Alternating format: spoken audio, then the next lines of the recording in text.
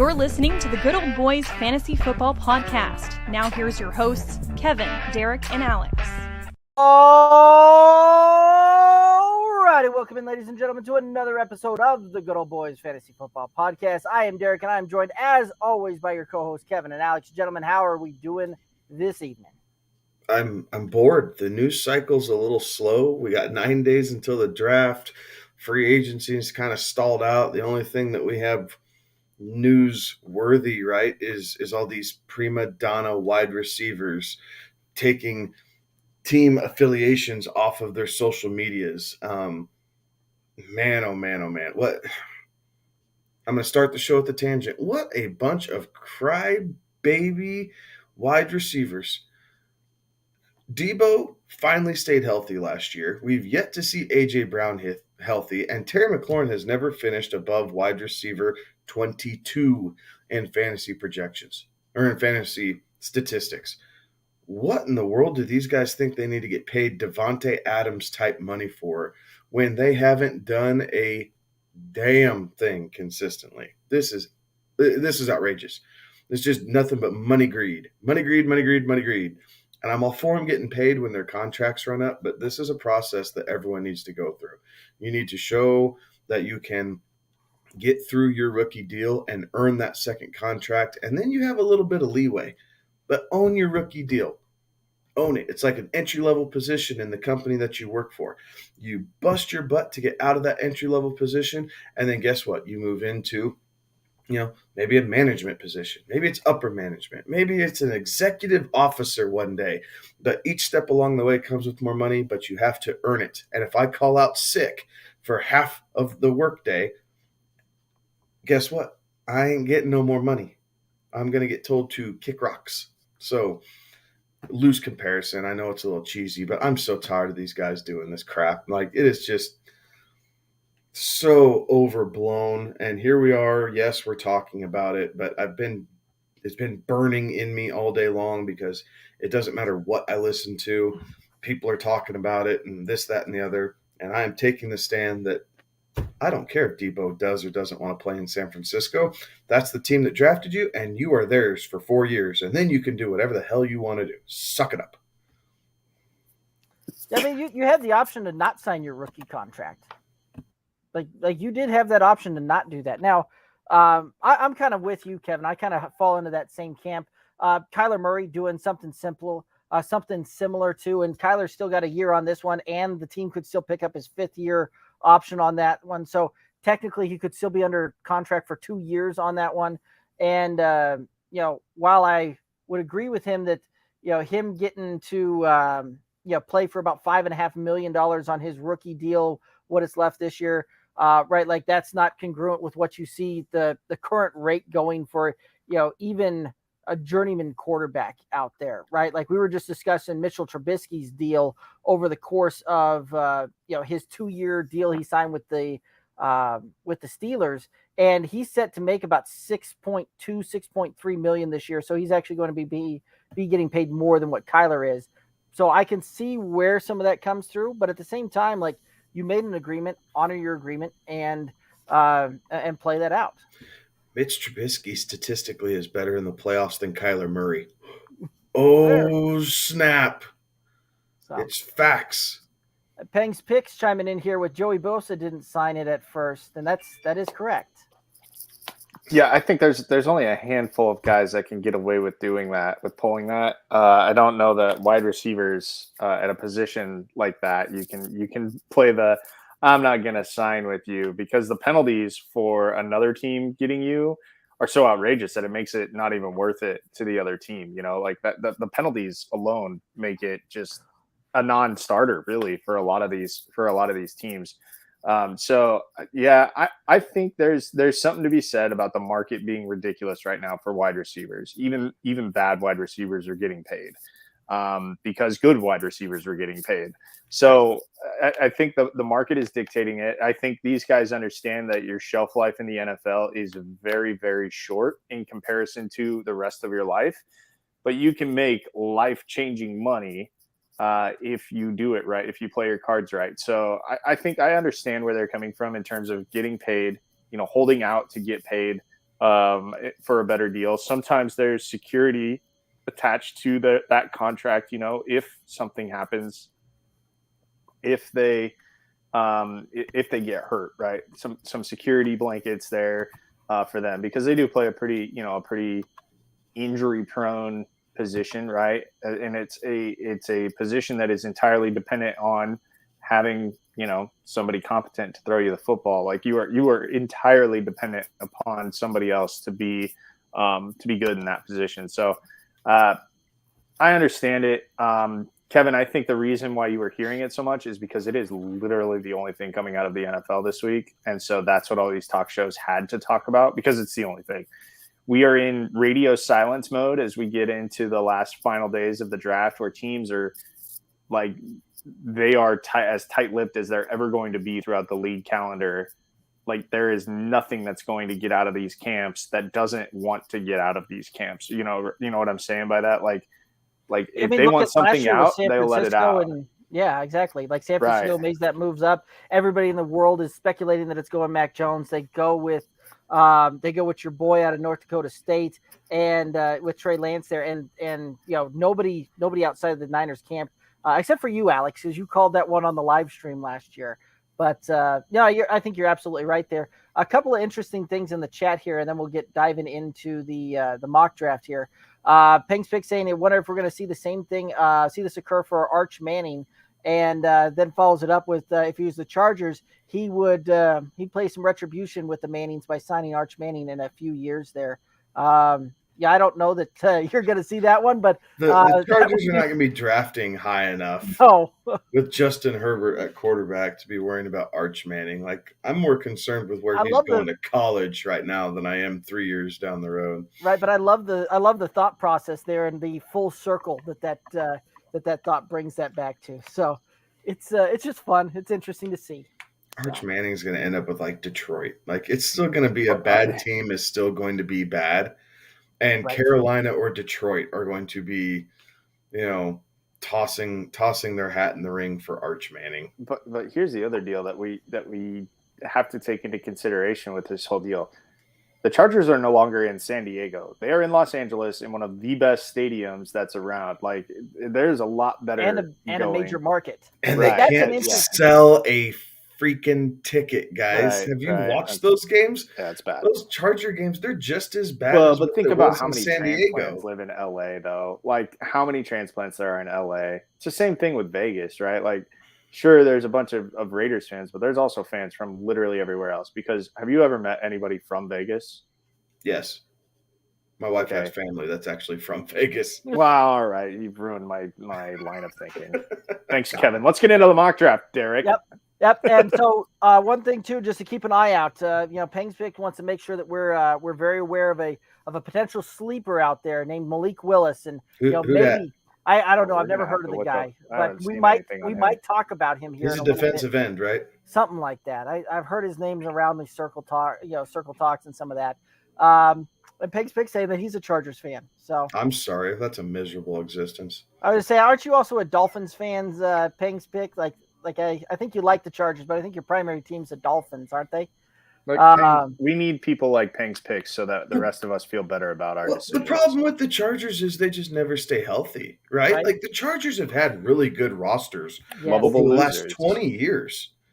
And for whatever reason, whatever is going on with their strength and conditioning coaches and their doctors, or what they're doing for these players with rehab, like, if there is a team that is going to get riddled with injuries year in and year out, it's the Chargers. Followed by the Niners running back room. But let's be real here. That one doctor actually probably did them a solid, right? Like, the doctor who tried to kill Tyrod Taylor.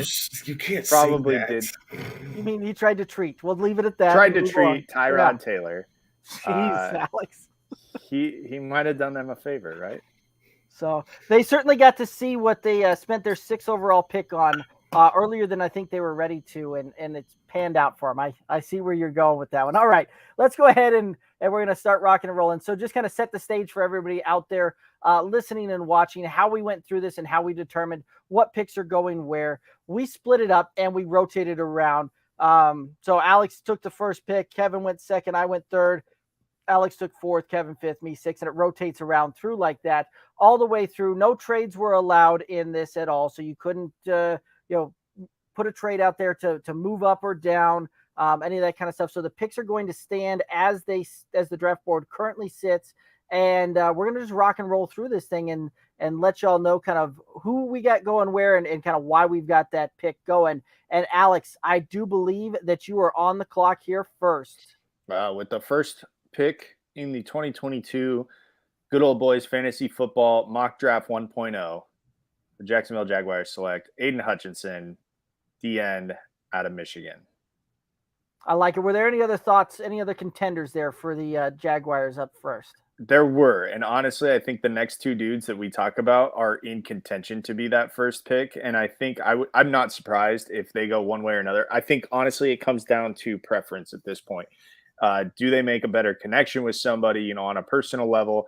Does somebody impress more when they, go on their one-on-one meetings with some of these clubs? But I think that's what it boils down to, because talent-wise, I think these top three guys are going to be in the top three, whether or not the top three that we have, I should say, are going to be in the top three, whether or not Aidan Hutchinson goes to Jacksonville or he goes to Detroit at 2, or even slips down to 3.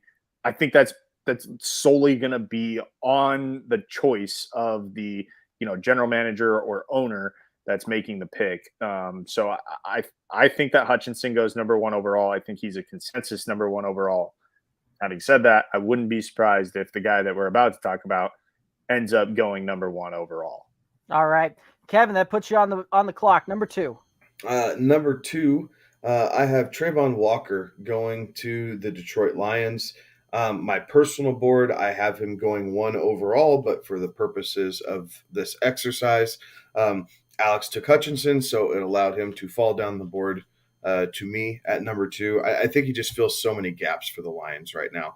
He can play inside. He can play outside, obviously.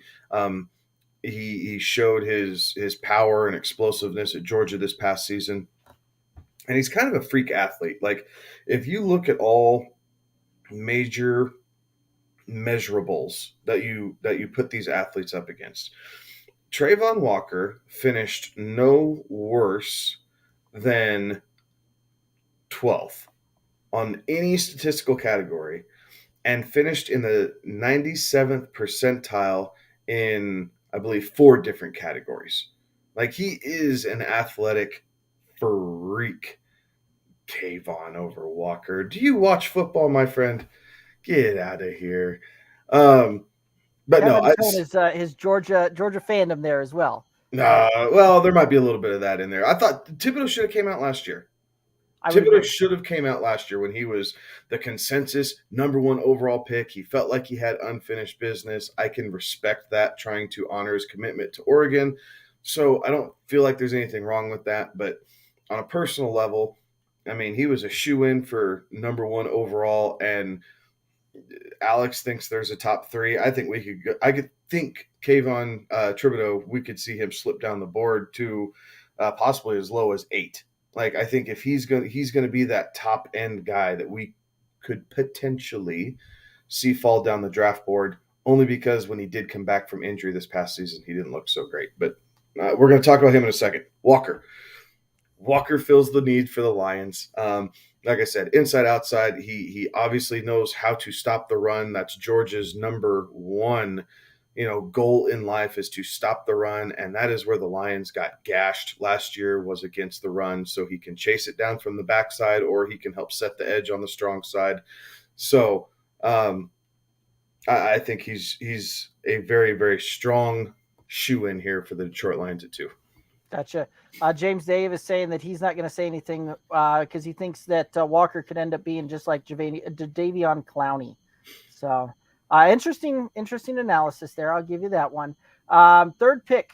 Come on now, work with me, computer. There we go. Third pick. The guy Kevin would just mentioned there, the Houston Texans taking Kayvon Thibodeau, the edge out of Oregon. And I think you're right, Kevin, that he probably maybe stayed in a little bit too long on this one.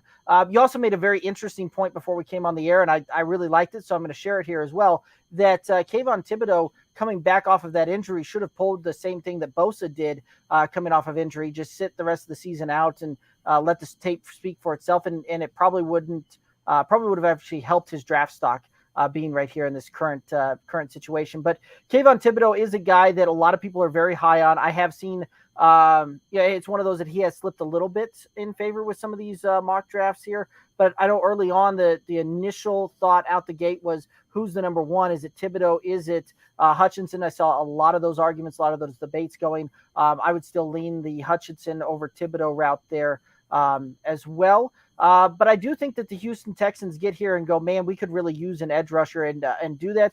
Some other potential guys that I had here on the board for them potentially taking was a defensive back. They've got a couple of really good ones out there. Like a guy like Gardner, a guy like Hamilton. I think both could fit into that Texas scheme, and I think a guy like Lovie Smith could certainly find a way to utilize those guys, especially Lovie Smith finding a guy as versatile as Hamilton, finding him a spot in there and finding a way to capitalize on that potential there. So that's going to go ahead and move us over into the fourth pick here. Yeah, the Jets, they need a lot of help, but I think if those three guys are gone off the board, this is the biggest can't miss for them. As much as we think the Jets will screw up this draft, and I firmly believe the Jets will screw up this draft because it's the New York Jets and they will do it. If they take Sauce Gardner at 4, they will at least give themselves a footing to have a successful draft, right? Gardner, this guy, he's a freak. He's 6'2". You can put him out on an island, and honestly, I don't care that he's going to be going up against, NFL talent in week in and week out. He was one of the shining bright spots in a very bright team in Cincinnati, and you didn't get to hear from him a lot because that's how much respect opposing teams had from him, right? Like, you just didn't go to Sauce's side because that was just, you might as well just hand him the football if you were going to try to test him. So Sauce Gardner at 4 to the Jets. I think he is, as we all know, as Broncos fans, like Patrick Surtain stepped in and made a difference immediately. That as a corner, that's what Sauce Gardner can do for the Jets. He could step in immediately and have an impact. I'm not saying that he has the same stats, but he will have the same impact on the team that Patrick Surtain had for Denver. Now, granted, he doesn't have a lot of help around him in that back, and Surtain walked into a very, very good defensive backfield in Denver, but that dude by himself solves a lot of problems. Fair enough. Coming in at number 5, the New York Giants. I have them going offensive tackle, and the first tackle I have coming off the board is Evan Neal out of Alabama, a guy who played the right side to start his career at Alabama, switched over to the left side, only gave up, I believe it was 2 sacks all season long.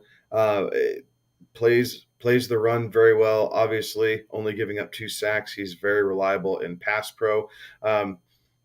Biggest, minor setback is sometimes he's a little slow with his arms, right? When he's reaching out, he gets up out of his stance, and sometimes he lumbers just slightly, and that will create issues against speed rushers, right? Like the Von Miller slap, right? I mean, we see a lot of guys use that quick swim move where they're, get that jab and then they come across and push the tackle's arm inside so they can get around. That'll take a little bit of work, but we've said this throughout our rookie coverage is there are not very many polished all-pro ready players in this draft.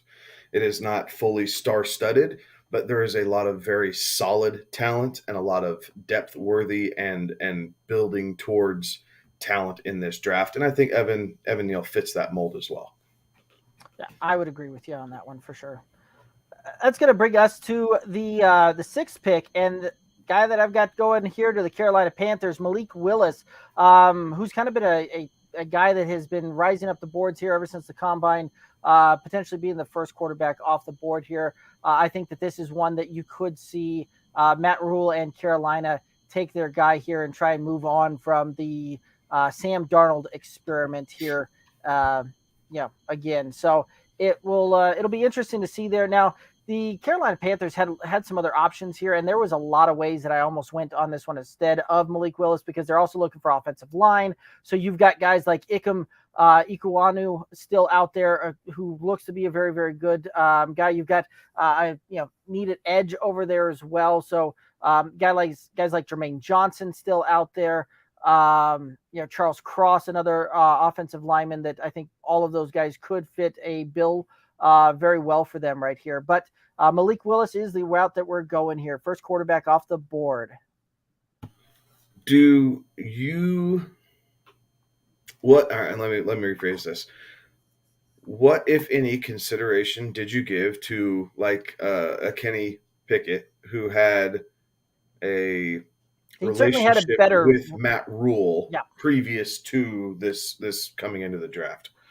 Yeah, I certainly looked at both him and Matt Corral for those positions there as well. I think Malik Willis is kind of the guy that they'll end up taking there.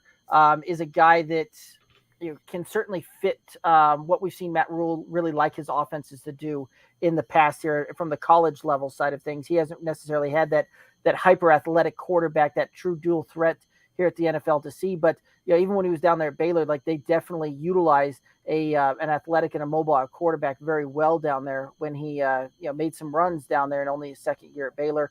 Same thing when he was back at Temple as well, utilizing some more athletic quarterbacks there. And I think Malik Willis fits kind of what it is he's looking to do in the scheme that he's looking to run.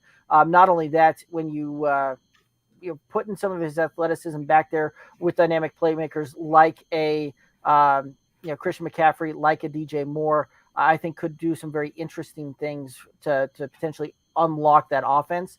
But again, right, like we've said leading into this thing, the quarterbacks are a project going into this draft. Every one of them, there's not the polished type of quarterback that you see coming out of this particular draft class. There's a reason that a lot of these quarterbacks that we're talking about are redshirt seniors and took the 5 years to get through their college career and didn't declare early. And I think that speaks to a lot of it. So I think they're going with more of a dynamic playmaker here. But yes, there was a lot of back and forth between Corral and Pickett here. Okay, move to my pick. We'll go with. Although I do think after one quarterback goes, I think there's going to be some scrambling that happens again for the purposes of these for this exercise. We are picking as the draft board sits today. So the New York Giants here making their second selection in the top 7. I think they addressed another need on the defensive line with Jermaine Johnson out of Florida State by way of Georgia and Independence Community College from Independence, Kansas. Last chance you stand up. I think that he's a freak athlete, ACC Defensive Player of the Year. Looking at his measurables from the combine, coming in at 6'5", 254, ran a 4.58 40.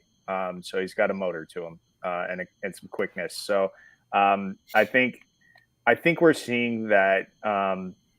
Look, New York, they have a lot of holes that they have to fill. The Giants have a lot of holes that they have to fill. But I think if they can figure out how to solidify the offense and defensive line, which I think they can do here, then they can build out from there. They have other pieces in place if they can stay healthy, but they have to be able to protect those investments. One way to do that is to keep your defense off the field for as long as possible and make sure that when your offense is on the field, your quarterback's not getting killed every play and your running back has a little bit bigger than a phone booth to run through because his quad is the size of a phone booth. So he needs to be able to have a little bit more room to operate. So I think if New York is smart, they address the needs on the offense and defensive line. So they've gone offensive line with Kevin's pick there at 5. I say they go defensive line here and get after the quarterback here at 7. Real quick question before we move on there. Like this was one of those that we talked a little bit beforehand as well about potentially, like, did you give any consideration on potentially taking yet another offensive lineman here to help shore up, some of that, what you were talking about on protecting the quarterback and opening up some holes for Saquon there? Was that Yeah, I think that is it is a possibility, but here's where I think that you have to be careful if you double up on draft picks with the same position, there's not a lot of room to miss, right? So you're hoping that you can minimize your risk by taking one at one position group and then one at a different position group, because those guys need a lot of instruction, a lot of attention. And if you've got two that you're trying to bring up to speed relatively quickly, I see that as a lot harder than just focusing on one. Now they could go O-line here. They could take Ekwonu or even somebody else on the O-line, but I think they go offensive line and then defensive line because they have so many holes that they have to fill. And if you double up on one, I think you really, really undersold the other side of the ball. Cool. Fair enough. 8th pick, Atlanta Falcons, they're going to go after their quarterback. So they have Marcus Mariota. Matt Corral has a lot of Marcus Mariota to his game, right? I think at least with what the Falcons are doing right now, they could go a lot of different directions. I think they're going quarterback here because they get that 5th year, but it would not surprise me to see the Falcons go edge rusher, go offensive lineman, grab a wide receiver because Calvin Ridley's not going to be there. Like, wide receiver is obviously a position that they're going to focus in on, but for the longevity of their future and to give hope to the franchise after Calvin Ridley gets suspended, you trade Matt Ryan away. There's not a whole lot of hope in Atlanta for the football team right now. This brings a little bit of that hope back, and has a nice little story to it, I guess, if you will. So I have Matt Corral going there. Obviously, his mobility, he's recovering from injury here a little bit, but he's a gamer. He's a gamer, and we saw it time in and time out here really over the last season and a half there at Ole Miss. So I think he fits in pretty well with what Atlanta wants to do right away, and hoping that him and Kyle Pitts can find a very healthy relationship together, so that way we can capture the fantasy value that we used on Pitts last year in our rookie drafts. Absolutely. Alrighty, so that brings us to the 9th pick, the Seattle Seahawks on the clock here, and this was one that certainly stared at for a long time there. Was originally going to go with a guy like Kenny Pickett on, for that. We all know my fondness for a guy named Drew Lock, which for those of you this is your first episode, that fondness is non-existent. So I am not a Drew Lock truther, so to speak. So I am, but I think that you're going to see the Seattle Seahawks ride this thing out with Lock for a year, see what they truly have there. And part of the reason that they're going to go offensive line here is because who falls down here, and that's Ikem Ekwonu. If he's not there, I think that they probably do go with with Kenny Pickett there. But the fact that you have a guy that many people are arguing back and forth right now on who should be the number 1 offensive lineman drafted. Should it be Ekwonu? Should it be Evan Neal out of Alabama? The fact that you're getting him on 9th when a lot of early projections had him being a top 5 pick, and it's still not going to surprise me to see him end up as a top 5 pick overall here. The tackle out of North Carolina State. So it'll be interesting to see which way they go, but Ekwonu is the pick. All right, next up on the clock, the Jets making their 2nd pick, and I think this one might have caught some people off guard. I think this was perhaps a little too early, but I think the Jets need to give Zach Wilson some more weapons, especially, I think for a young quarterback, throwing the deep ball is the easiest thing to do. You just huck it up there and let your guy run underneath it and pray for the best result, right? And so if you can get a speedster, and I know that Jameson Williams, who I have the Jets taking, I know that he's coming off an ACL injury. All the reports I'm seeing, he's back by week 1 and ready to play, which would be, 9 months after the injury happened. We've seen crazier things, right? We've seen Cam Akers come back 5 months after doing it. So He's young. Hopefully it rebounds quickly and he is able to go week 1. And I think if the Jets like what they see from his medicals, I think they pull the trigger and take him here at pick number 10. I'm on record saying that I think he's the best receiver in this class, but I'm a little skeptical he goes up there. I was one of the guys that was a little surprised you went that route, but I can certainly see why you did it. If you wouldn't have taken him there, I was going to take him here. So it's all good. So you decided to go Jameson Williams at 10. For 11, I picked a running mate to go with Terry McLaurin. And really, I do think this fits pretty stinking well because they share the alma mater. They can share war stories about beating up on Michigan, all those great things. But Garrett Wilson, largely considered the top wide receiver since Williams got hurt, but falls to the Washington Commanders. That's still so weird to say. Sorry, guys. I got to train my tongue to say that. But, falls to the Commanders, gives McLaurin a running mate, and I think that this is kind of the offensive step that they needed, right? We saw this last year. If you were shutting down McLaurin, the Washington then football team wasn't allowed or wasn't able to throw the ball a whole heck of a lot. So they're trying to stretch it out. They're trying to figure out what they're doing here at quarterback, and what better way than start getting some young weapons around him. And now you have a very young, very potent 1-2 combination standing there outside the hashes. I like it. Question for you, though. One of the things that I was one of the ones that I've kind of seen play out there, interestingly enough, was them taking Drake London there instead of like a Garrett Wilson, even if Wilson was available. Kind of walk me through your thought process there on the pairing of Wilson and McLaurin together over like a McLaurin and London. Personally, I don't trust Pac-12 wide receivers. So, I mean, it really came down, and that's it, again, personal choice. I get it. I'm not, an NFL employee for these teams, but as I'm going through this, I feel like Garrett Wilson had to do it at least teams that were competent defending the football, and Drake London just ran roughshod over everybody, and anybody who states the Pac-12 plays defense is a liar.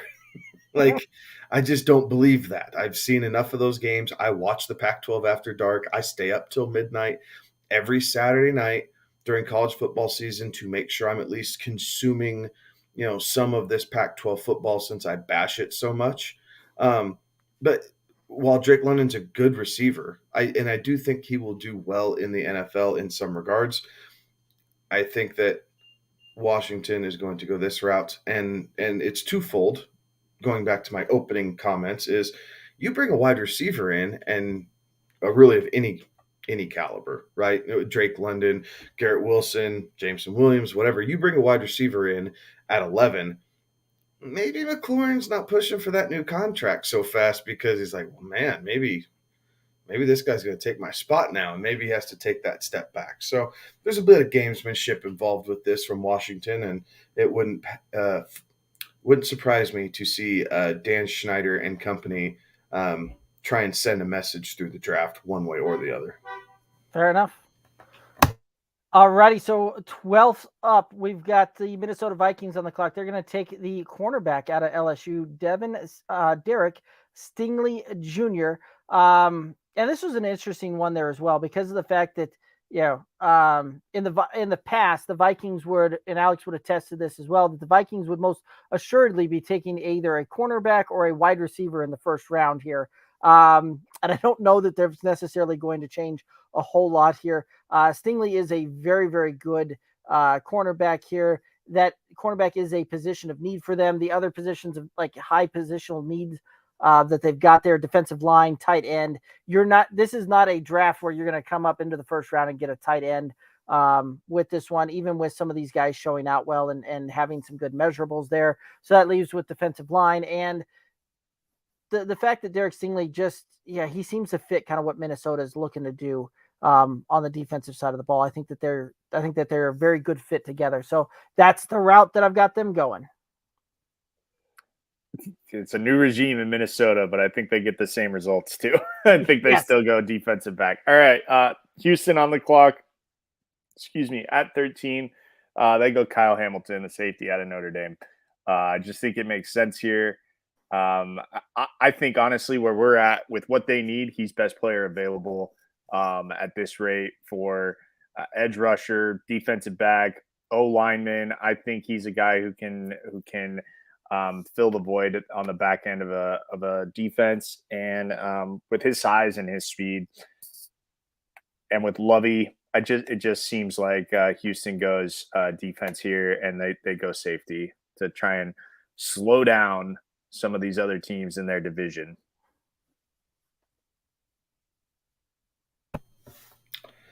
All right. Personally, I've changed this pick already. So it is what it is. But I have the Ravens going Charles Cross here out of Mississippi State. Offensive tackle who's been slowly creeping up draft boards, right? I'm not going to say rocketing up draft boards, but through his pro day and some of these individualized workouts and everything else, he is slowly creeping up there.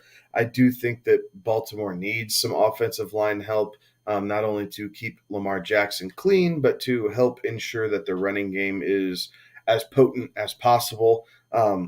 Excuse me, Mississippi State, he can pass pro because, well, Mike Leach was there and they chuck it all around the yard, and that's just kind of what they do. So I think Mike Leach is allergic to running the ball. What's that? I said I'm pretty sure Mike Leach is allergic to running the ball. He ran the ball more this year than any other year in his career. I'm sure, and I think he get 4%. I'd have to look at those numbers. I kid. I know it's more than that, but I'm being facetious. But I think it fits. I think it fits the need. I think there are other players there that are in the running, right? Trevor Penning, right? Another offensive lineman, depending on which one they like more and that type of thing. But honestly, the guy that you're about ready to talk about, Derek, is probably who in my heart I would make sense because of the history of the Baltimore Ravens and what they stand for and just kind of that blue blood mentality. So if I were doing this over again, I would be switching this pick to the guy that you're about ready to talk about here, going at 16 to the Eagles, or excuse me, 15 to the Eagles. All right. Now let's go ahead and talk about him. Jordan Davis, the defensive tackle out of Kevin's favorite school, Georgia. Who's just a monster, who also set the world on fire at his combine, and watching a big man run that fast is something else to behold. But Philadelphia has some needs here for defensive line, wide receiver, and defensive back here. And while there's still some really good options out there for wide receiver, for defensive back, the fact that you can put Jordan Davis in here and be a run stopper, he can, and really he can plug multiple holes across the line there, and really has a great motor on him. So I think it makes sense that Philadelphia is going to go for a guy with his kind of size and really kind of has that, as far as how Philadelphia kind of views their football, Jordan Davis kind of has that mentality that seems to kind of fit what that city looks for in its football players. And so I think that this is a good fit here. And this is one of those that if he is sitting there at 15, I don't know that there's any way that you're going to see the Philadelphia Eagles pass on this guy come the 28th. He single-handedly could wreck the NFC East because the Giants, Cowboys, and Commanders, neither one have a overwhelming presence at center to be able to kind of go one-on-one against this guy. So I think one thing that the Eagles are probably going to work on him most with is maybe a little bit of technique in pass rushing. We know he's a big body who can take up space. He is explosive and can run plays down from behind. But his quarterback pressures and sack numbers weren't the greatest at Georgia, but a part of that was the scheme because they used Davis to suck up 2 or 3 bodies and let Nakobe Dean and Wyatt Walker and Devontae Wyatt and even Jermaine Johnson, when he was at Georgia before he left to Florida State this past season. His job was to suck up those bodies so the guys could get around the edge and sack the quarterback. We get it. Georgia was good on defense, Kevin. They were very good on defense. Historically great. Yeah. No, they were fun to watch. Unless you were an opposing team's offense. At 16, the New Orleans Saints. Okay, before we go any further with this one, I could see the Saints going quarterback here, with Willis off the board and Corral off the board. Kenny Pickett seems like it would be the next solid choice, right? Ritter's the other one, but I think Kenny Pickett. So I could see the Saints going quarterback here. If they don't, I think they go receiver, and I think they go with Chris Olave. Dude's a speedster. I think he can play inside, he can play outside, but I think he really thrives in the NFL on the inside with the rules of how you can't touch these guys anymore, really, as they come across the middle. So he can have that little 6 foot speedster, Wes Welker, Danny Amendola type, but can also burn you down the sideline if he needs to, because he runs a 4.3, 4.39, I should say. So they go Chris Olave here to help on the offensive side. And remind me again, who's playing quarterback for the New Orleans Saints? Jameis Winston. Famous Jameis. Yeah, a guy who likes to just throw the ball up there for anybody to catch. And if you can get Olave free down the side, efficient last year. He was. Now it'll be interesting to see what happens with Sean Payton no longer there. That's fair. Holding the reins there. Yeah, which is another reason why I think they could go quarterback, they could go defense, but they do have some other picks. I will also say this: the Saints are the team that I am most confused about in this first round, because where they're at with their picks, they could easily move up, right? They could easily move down, but with where they're at with their picks, I'm not convinced of where they're at is where they're going to be come draft night. I agree with that. So again, for the purposes of this exercise, where they're at is where they're at.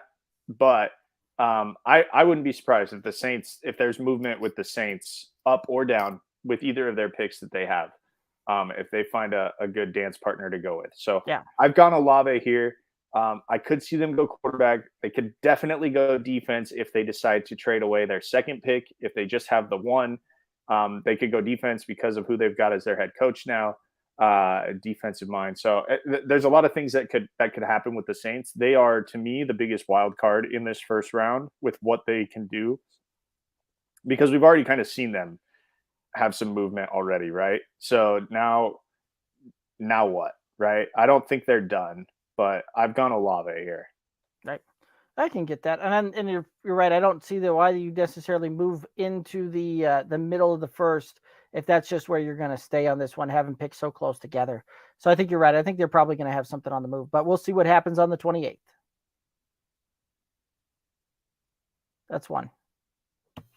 So the LA Chargers, picking at 17, I have them going offensive tackle. Trevor Penning really showed well in the combine, guys. He really did. He had some burst to him. His footwork was pretty decent. Another guy, he only gave up, I think, 2 or 3 sacks in college this past season. So pass pro is there. The Chargers signed a bunch of defensive free agents. So really it makes sense for them to go youth on the offensive side of the ball, have someone who can help protect Justin Herbert and utilize Austin Eckler, Keenan Allen, Mike Williams, who they just re-signed to a big deal. They brought Gerald Everett in to play tight end for him. So Penning makes sense here. Get some youth around that position, add a little bit of depth to that position because they were banged up on the offensive line here for the last couple of years, on top of the fact that they lost Bulaga. He left in free agency. So he can step right in and is quite possibly their right tackle come day one of the season this coming year. So I think he's the best tackle on the board at this point.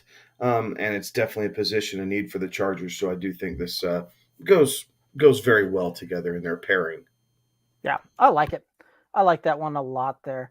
So I've got the Eagles here at 18, and the Eagles taking a guy that they are, I'm sure, would be very, very happy if he falls all the way down to them at the 18th pick here. Drake London, the huge body receiver out of South Carolina, contested catch guy. And I think sorry, what did I say wrong, Kevin? USC, not wrong. USC. He's a Trojan, not a You're Gamecock. right. Wow. Yep. That's a whoopsie daisy on my bad. So South Carolina is not his school. Southern California. My bad. All right. So Drake London, the big body wide receiver out of USC. We'll just stick with USC here.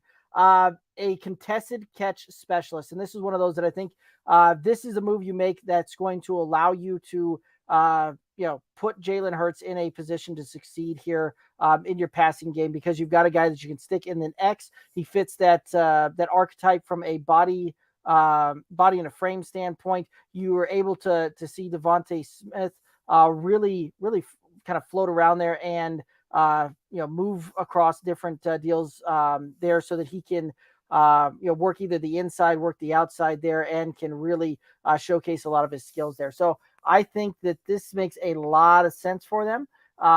There's some other ways that they could have gone here, but I think if Drake London sticks around here to pick 18, they can't make that pick fast enough.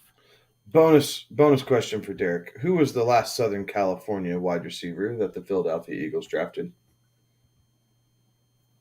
Ooh, I am drawing a blank. Hit me with it. JJ Arcega-Whiteside. That's why he feels like a like that. What was that? 2018. They took him in the second round. 56 overall. Yeah. So that the Eagles, just like we said earlier, that the Vikings in the past have to take either wide receiver or cornerback in the first round. The Eagles have to take a wide receiver in the first round. They've done it for so many years in the past. How he doesn't know he doesn't know any other way to go about it. Exactly. He likes to piss off his current quarterback, take a receiver early, and then piss everybody off in the process. Like that's what he does. I was more thinking the comparison of just lightning strike twice with USC receivers in Philadelphia, and they waste a high draft pick on a guy and he goes down in flames because JJ Arcega-Whiteside was, I don't know if he was touted as the savior, but the expectations that they had on that kid were very, very high. They thought they had a great deal and a great opportunity on him. And he completely flamed out. You want to know who went a couple picks later, though? DK Metcalf. That one stings. That hurts for Eagles fans. That one stings. Yeah, you also had A.J. Brown going after that as well in that same draft. So they definitely had some missed opportunities there for sure. I told you, Howie just loves to piss everybody off, including the fans of Philadelphia.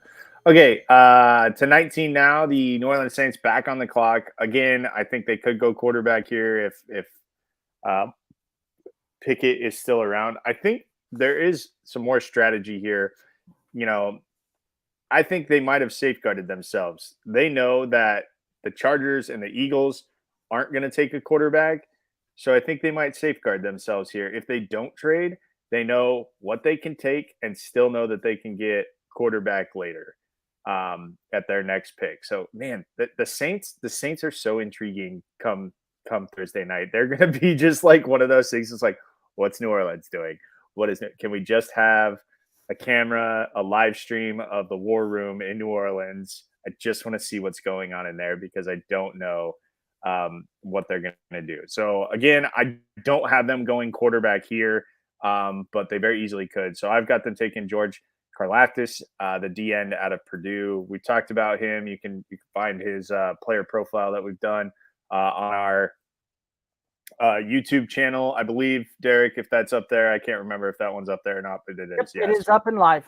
And some of these position profiles that we were doing a few weeks back. So that's where I'm going. I'm going actually here. Getting some praise out there saying it was a good profile. So thank you. If you only knew leadership lessons. But we go with George here, the Greek, out of Purdue. Old Euro, I like it. All right, so coming into 20, I really think that this is the opportunity that the Steelers would take Kenny Pickett, only because of how far he's kind of fallen, right? I think in most situations, people have him going well inside the top 15, on top of the quarterback and everything else, because when this was kind of slated up, and I kind of saw how we had broken this down, I had already kind of penciled in Kobe Dean. Like I think he fits there. Like you pair him up with Devin Bush, and you kind of let those guys wreak havoc in that Steelers 3-4 defense, and you have a sideline to sideline player. But that's not how this is going. They're going to go quarterback. They have Trubisky on a 2-year deal. Roethlisberger just retired. We unfortunately, right, the Dwayne Haskins situation, which is horrible, and obviously no one could ever anticipate something like that. And then they still have Josh Dobbs on the roster. I don't know why the alien is on the roster for some reason, but he still is. The dude's a rocket scientist, and he can't throw a football 5 yards down the field, guys. Go figure. But anyway, so they're gonna bring their guy in. They get, again, the 5th-year deal. You bring Pickett in. The Pitt to Pittsburgh connection. So he has some hometown allure to him, if you will, from the college fan base, and take a crack at this. Like, let's see how it's going. I think he'll be a good guy to push Trubisky. They are similar-ish. I think Kenny Pickett probably moves a bit better than Trubisky does, but they are both throw-first guys with the ability to scramble. And we're going to see how this shakes out. Going back to our player profile, my concern is, we talk about hand size. It's not the weather related, right, guys? It's being in this division with these pass rushers and how hard-nosed, blue-collared, rough and tough they play. Is his ability to hold on to the ball in the pocket. Like, I'm not concerned about the weather and whether he goes glove or no glove or whatever. He can still spin it. He can make all the throws. But my true concern is, with as bad as Pittsburgh offensive line has been, and that's definitely a position of need for the Steelers, bringing a young rookie quarterback in there with much smaller than average hand size, that tomahawk slap that these defensive linemen have implemented recently. They don't even go for the ball anymore. They try and hit your wrist and your forearm and jar it out that way. It's going to be a rough learning lesson for Kenny Pickett, and we're going to find out if he's able to overcome it or if he's going to succumb to it. All righty. That moves us into the 21st pick, the New England Patriots, taking the guy you were just talking about there with Nakobe Dean. And this is one of those that sound like this is one of those that it feels like it fits between these guys. Sideline to sideline guy that can really get back and forth, can play several different linebacker positions in Belichick's scheme there. So this is one of those that New England could get even more scary on the defensive side of the ball with Nakobe Dean on it. Kevin, I know that you're dying to say, because this is your guy. So what thoughts you got here? This is like the worst case scenario scary for the NFL, because he is an intentional, versatile, hard-nosed player. Like, he just fits right into the Bill Belichick mantra of players. He can drop back into pass coverage, and he has enough speed to get the job done. So he's not going to get beat by running backs who spread out wide or flank out of the backfield. He has no problem sticking his nose in there and stuffing the run. As we saw this past season, he got a nose for the football too. He can stick it in there and get a couple sacks coming off the edge as well. So the Patriots, and really Patriots fans, I'm sure, would be doing ever-loving backflips if Nakobe Dean does end up falling to them at 21. Selfishly, because I'm not a Patriots fan, I hope he goes anywhere else but New England. But for all things considered, his skill set and how Belichick gets the most out of his players, wow, like we could see straight superstar status coming out of Nakobe Dean almost year one in a Bill Belichick defense. Question for you on a career arch, going with that thought there. Could we see him overtake the number one line and become the number one linebacker Bill Belichick's ever coached? I guess in what regards? Because in Bill Belichick's eyes, he's stated this. It's in print. It's Lawrence Taylor 100% all day, every day in his mind. Jared Mayo. Okay. You're right there from a statistical standpoint there. Yeah, Taylor was probably the best in statistical. Right. But if you're going off who is his favorite linebacker, it's Jared Mayo was his favorite player to coach. Yes, I think Dean's better than Mayo talent-wise right out of the gate. Jared Mayo was more of a run-stuffing, thumper. He wasn't really a pass coverage guy, but, man, he could get after you in any type of running scenario. Dean has that ability to drop back, and he's going to play 3 downs. Like, he's slightly undersized, so he might struggle a little bit against some of the bigger tight ends in the league. But in this division, they don't play against big tight ends. He can run with Gesicki. So that kind of helps him against the Dolphins. The Bills, they use Dawson Knox as a red zone gadget. Josh Allen doesn't necessarily just continue to dump the ball off to him. And if anybody can name a tight end on the Jets roster, I would be surprised right now. Fair enough. All righty, Alex, I think that moves us to you at the 22nd. At 22, I have the Green Bay Packers taking Kenyon Green from A&M. I already don't like this. Look, I like it. It's one more chance for Green Bay to piss off Aaron Rodgers. Right. I love this pick. So that's why I went with this.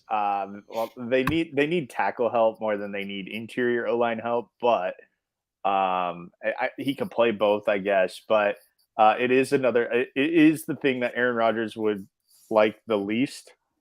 But they do have a second pick that I think Aaron Rodgers will like, and so I also had that selection. So I was able to make that pick too. But I think they need more tackle help than they do interior. So being that it is Green Bay, sure, they take an interior O lineman just because that's how they operate. That's what they do.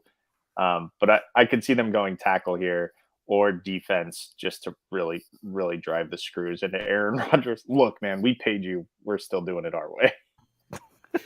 Gave you $50 million. I don't have money for a wide receiver. You know who has money for a wide receiver? The Arizona Cardinals. And so they went ahead and took one. Treylon Burks, guy who's going to be the true pairing. Christian Kirk left town, went and got paid absurd amount of money to go down to Jacksonville. AJ Green did just resign with the Cardinals, but that's not a long-term answer. We're all in agreement with that. Andy Isabella. And then who is the other? They signed Rondale Moore. That's what they're Rondale Moore and Isabella. So they have these tiny little guys. Treylon Burks is a big-bodied guy. Like, he can learn from DeAndre Hopkins. He can play opposite, right? So you have your X and your Y set, and then you can do Isabella or Rondale Moore or whatever in the slot and use them as you're supposed to. It gives Kyler another weapon. We saw how the Cardinals offense could struggle, right, with Hopkins outside the lineup, as well as their running game was working. And Cliff Kingsbury doesn't know. He doesn't love defense. He loves offense. And so you can definitely see that he's going offense here in the draft. And I think they find a running mate for D-Hop and a new toy for Kyler. Right. I could definitely see that one. So. All righty. That brings us to the 24th pick. And Devontae Wyatt is the route that the Cowboys are going to go here. Now, this is one of those that the Cowboys, I could have seen go a bunch of different routes here when you look at it. And Wyatt isn't necessarily a immediate need for them because he plays more of a defensive tackle. They need a little bit more help on the edge when it comes to their defensive line. They could have also used some help around the offensive line and a potential wide receiver there with both Cedric leaving and Amari Cooper leaving town there as well. And there's reports that Gallup may not be ready by week 1 when it's all said and done. So I could see them potentially trying to go with a wide receiver here. And I think they may have gone that way had a guy like Treylon Burks still been available there, kind of be that bigger body type of receiver as well. Like I could have seen them potentially doing that. But Devontae Wyatt here, while not necessarily fitting that immediate need as an edge rusher, is a pass wrecker when it comes from the defensive tackle standpoint, right? Like, more often than not, when you think defensive tackle, you think guys that are stopping the run, plugging up holes, that kind of stuff. But this is a guy that last year managed to get to the quarterback a ton from the defensive tackle deal. So this is one of those that they're able to put pressure still on the quarterback, not necessarily needing it to come from an edge rusher. And this is one of those things too, that this move allows them to do several different things with both DeMarcus Lawrence there and with Micah Parsons there. They could drop either one of those guys down to bring, blitzing, bring some other things off of the edge there as well to try and get to the quarterback. So I think that this move makes a ton of sense for them boys. Fletcher Cox is who comes to mind with Devontae Wyatt.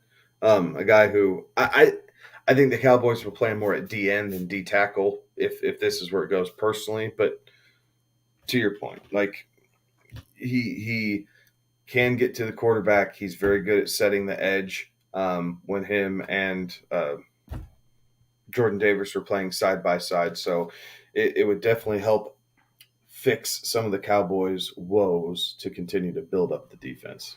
Right. All right, Buffalo, they need help at running back, so I've gone with it. I know you guys don't really think that a running back goes here in the first round, and we can get to that, but I've gone with Breece Hall out of Iowa State to Buffalo. I think that is an area of need for them with Devin Singletary and the other one that always pissed me off, so I forgot his name. Zach Moss. Thank you.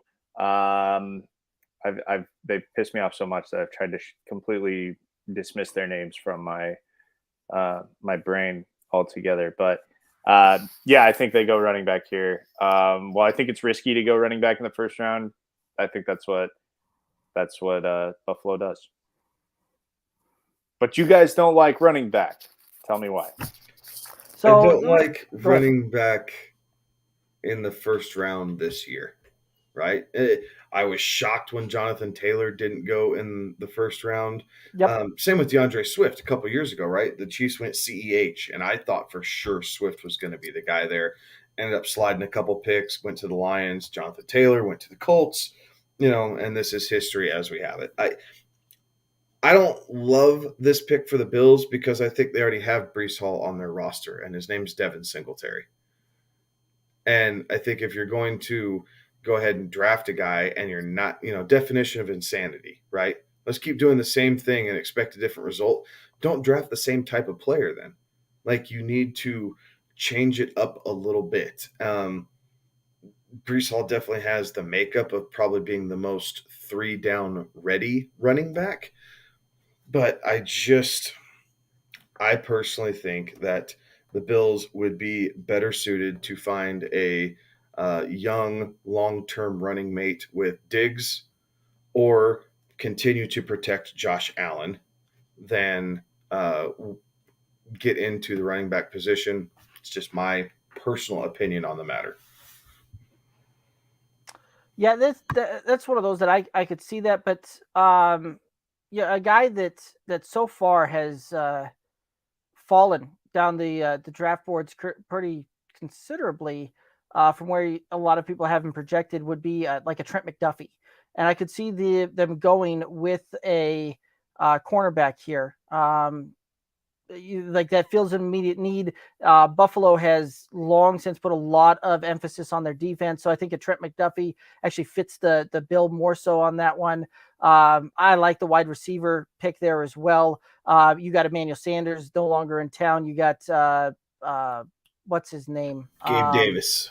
Gabe Davis is there. Who's the other guy? Beasley left. Yep, Beasley's left as well. So I could see them potentially going and finding a true slot guy to do that. And like there's a guy still on the board like Jahan Dotson, I think would fit that bill very well there. But I would say if that to Kevin's point there, I think that they've got more immediate needs than what a first round running back gives you there.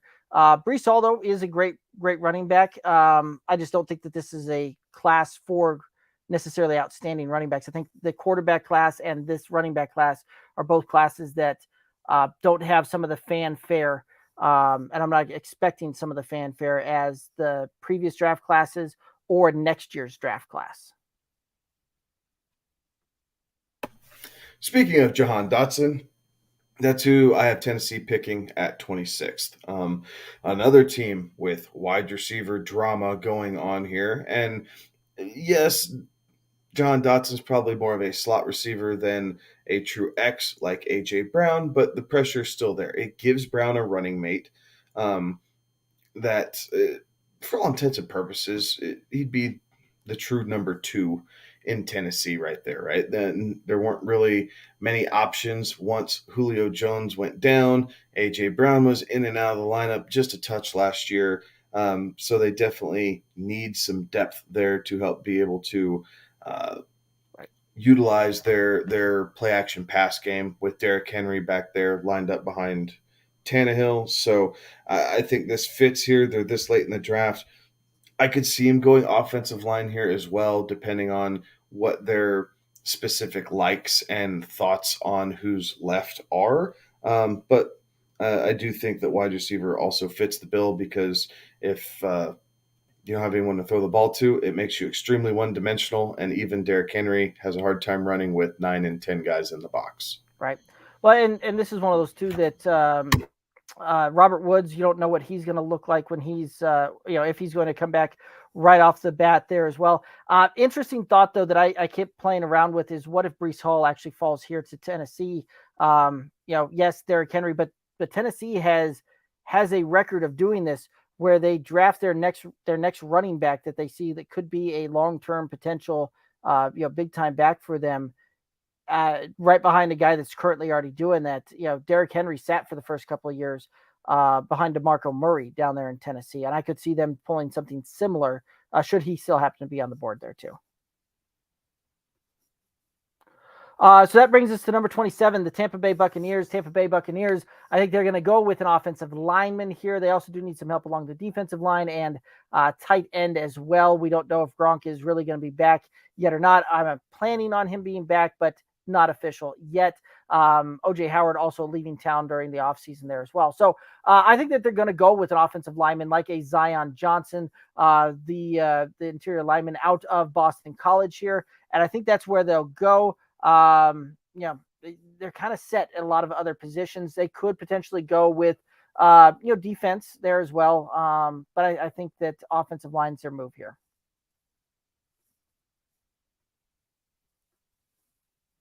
All right, Packers back on the clock, and this guy's trading green and gold for green and gold. I've gone with Christian Watson out of North Dakota State. Big bodied receiver, can fly as well. Gives Aaron Rodgers the desperate help that they need at wide out. I think with all of the guys that have been taken so far, this is a pretty wide receiver heavy first round. And so I think that with what Green Bay still needs, he's the next one up. So Christian Watson out of NDSU goes to Green Bay. That's 2. Damn it. So Kansas City has the luxury of back-to-back picks here at the tail end of the first round. So I have them filling out a need at their cornerback position. So Andrew Booth out of Clemson. I do think he's a guy. He's very long. He's rangy. I think that he will be able to create a little bit of disruption back there. They lost Tyrann Mathieu, so obviously they're going to be shuffling some things around a little bit. But typically when Kansas City gets in trouble, it's when their secondary is getting picked apart, right? Like if your offensive line can hold up, you can pick the Chiefs secondary apart a little bit. We've seen that, on top of the fact that the AFC West is loaded here at the moment with quarterbacks and playmakers, and I don't think you could have enough defensive help in the AFC West right now to keep up with the Star Wars numbers that these teams are going to be able to put up, at least on paper at this time. So they fill it with corner, being able to at least try and slow down the likes of Devontae Adams, Keenan Allen, Cortland Sutton, Jerry Jeudy, and company. Very good. And right back to Kansas City with the 30th pick. They're taking George Pickens, wide receiver out of Georgia. And this is a guy that truly fits the archetype of that X receiver in the NFL. 6'3", 200 pounds, 200 plus pounds there, and can absolutely cause nightmares over the top, but can also go over the middle and just overall makes a lot of really good plays there. I think it's going to be a little bit of a different feel than what they're used to, having Tyreek typically be their X type of receiver there. They've got guys like Hardman still there that can be the burner and get out the backfield and make some things happen there. Travis Kelce also still the weapon there as well. But I like Pickens, especially this late in the draft. All right, 31. Cincinnati continues their "we need to protect Joe Burrow at all costs" tour. And they go with Tyler Linderbaum, the center out of Iowa. The Bengals have already signed Lyle Collins this offseason. They've already signed Alex Kappa as a guard, and Ted Karras. They list him as a center, but he played guard for New England. So look, they have guard, tackle, and then Linderbaum comes in as the center, and the "we need to protect Joe Burrow" tour continues with Cincinnati here. Well, it makes a lot of sense too. You saw last year the Chiefs draft Creed Humphrey, and automatically, instantly kind of change their offensive line there, and how big of an impact a center can truly make on a line there. So I love that pick. Yeah, I like it too. I think it does the final touches, right? They feel like they have their offensive line in place, and now going forward, yes, they'll draft for depth, but they feel like they have their players in place. And then the sky's the limit for a Bengals team that is trying to get back to the Super Bowl, see if they can change their fortune. Yeah. All right, guys, to round out the first round in the draft, the Detroit Lions are going to the defensive side of the ball this time, and I have them picking up Devin Lloyd, linebacker who just in our exercise here really fell down the board, right? Like he's a guy that a lot of people have going in the middle of the first round. We found some other areas of need for some of these other teams, but the Detroit Lions just couldn't get away from it. Best player left on the board. They aren't going quarterback at this point. They're going to ride or die with the expensive Jared Goff and pick up some wide receiver help later on in the draft. But for now, they're going to get Devin Lloyd and really shore up their ability to stop the run and play better defensive football to give their offense a chance in some of these close games to maybe steal an extra win or two.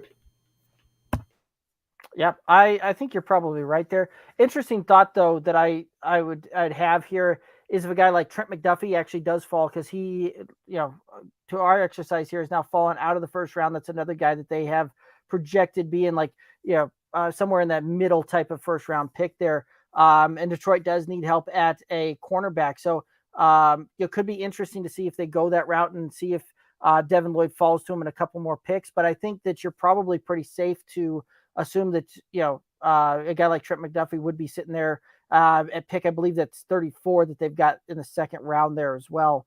So, you could see a Detroit Lions here instantly change that defense there, the defense that managed to be fairly stingy, just, with a lot of effort last year on that one. So it could be an interesting draft for that one for sure.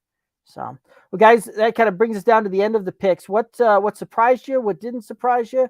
Anything that you would instantly want to change, seeing any guys left on the board here?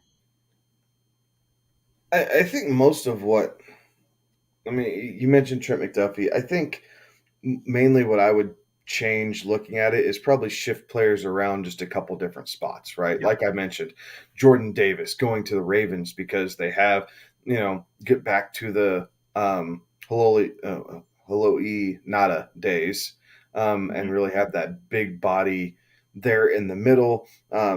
Possibly, changing Green Bay's approach. depending on how these wide receivers fall. I think we can all agree there's probably not as many defensive players in this first round as there are going to be drafted. We're pretty offensive heavy in this first one, so I can only assume that means wide receivers are going to fall further down the board. So maybe Green Bay does something a little bit different there to truly appease Aaron Rodgers. But overall, I like it. I can see where this would fall, right? Like, I don't feel like this is just a shot in the dark. Yeah, this looks good. I can see where these players could land on each one of these teams for reasons that we stated and maybe some that we even missed. Yeah. So we have 3 quarterbacks in our first round. I think if we set the line, we'd set the line at 3.5. Yeah, we would, but Vegas out there has the line set. I was looking at it earlier. Most of the books are setting the line at about 4.5 quarterbacks taken in the first round. The over under on that one. So what do we think? Do we think the over or the under? At 4.5, I feel like the under is very safe. Yeah, I would agree with that, but I think that you're right there, Alex. I think that you'll find a team go out and get a guy like a Desmond Ridder to see if they can't do that and maybe potentially try and trade up into one of these picks. Like Kansas City having 2 back-to-back picks in the late first there. I could see them easily, be willing to move out of one of those things for some extra compensation down the road.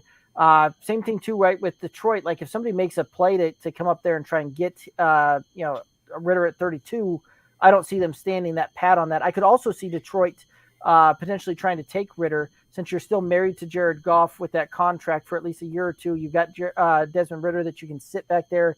You can see what develops to an NFL level there as well, and you get the 5th-year option there. So I could certainly see them being 4 picks there, but I don't know how in the world you get to 5 with this quarterback class. I could talk myself into somebody taking Ridder as the 4th QB in the first, but I can't talk myself into any of these other guys going as the 5th in the first. So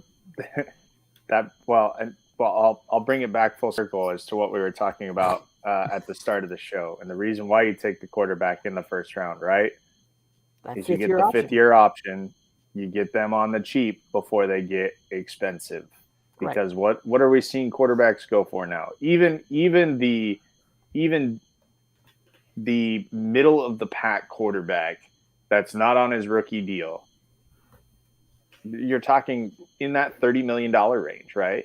So if you can get that quarterback on the cheap, like a Kyler Murray, where he wins above, is punching above his weight essentially, and you can make a playoff run on the cheap where you can allocate your money elsewhere, that's what you do. So that's where I could see that teams may want to sneak in, especially given that teams who are towards that back half of the first round already have first round picks. I could see teams wanting to get themselves in there, wanting to give themselves another shot, getting themselves the 5th-year option on the quarterback. So yeah, it's possible that 5 go. I think it would be crazy if 5 go, but it is possible. There's certainly an argument that can be made for 5 in the first round. I think, though, from a pure talent standpoint, 4 tops. Yeah, I would agree with that. To kind of give you some context on, what is a quarterback, average quarterback go as far as the salary goes. Derek Carr with his extension, I think, gives us that number as far as what the level that's a good market. That's a playoff caliber quarterback, right? Right. Like he's that's not playoff not caliber, an elite, not but one not of the the best. Yeah. Like when you think about who's an average quarterback in the NFL, right? Like who's right there perpetually in that 15th, kind of slot as a quarterback. I think you can't take Kirk Cousins because his contracts are just bananas. Right. Like he has managed to set himself apart and sign contracts that are outrageous. But so like next year when his extension kicks in, his cap hit is $35 million.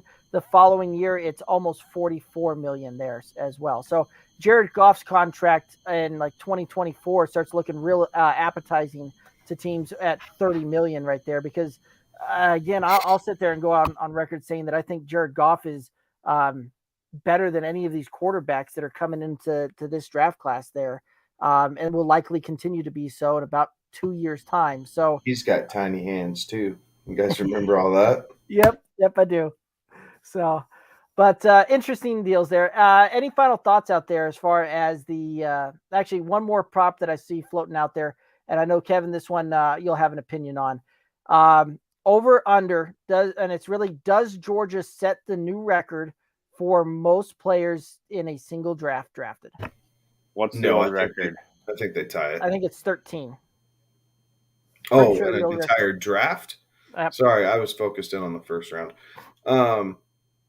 Yeah, I think they get 14 drafted. I think they break it. Cool. I'd believe that. I'd buy into that. I feel like that's trendy. Okay, it's the national championship team, right? You want winners. If you're in the NFL, you want a winner. Let me rephrase that. I had it as 1-2 shy. The record right now stands at 14 by both LSU for that 2020 team and OSU in 2004.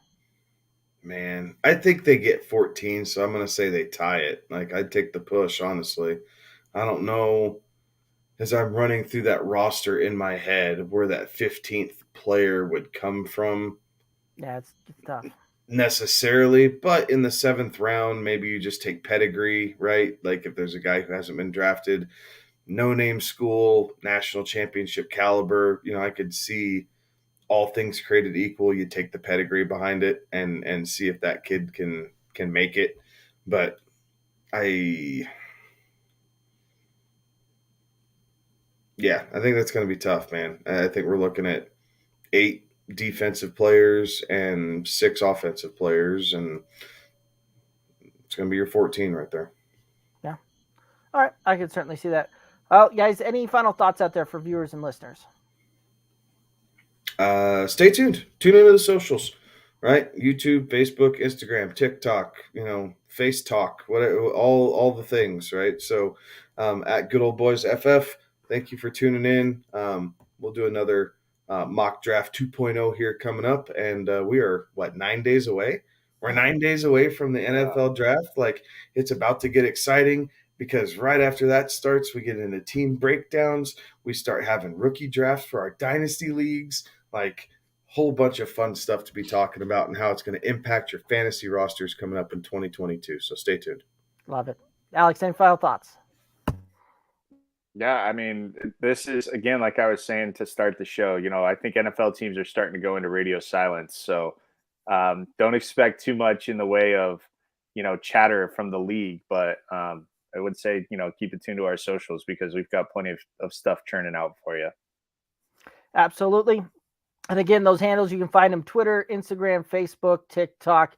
I'm sure I missed one in there, at Good Old Boys FF. You can find it on the website, goodoldboysff.com. Do us a huge favor. Hop onto YouTube, the Good Old Boys Fantasy Football Podcast YouTube channel. Click that subscribe button. Don't miss any of these shows. We got the 2.0 coming to you next Tuesday, and we are live for the first round of the draft, bringing you all sorts of analysis. We've got a ton of great guests coming on, and we're going to be riding with you all through the first round there. So can't wait. It'll be a lot of fun.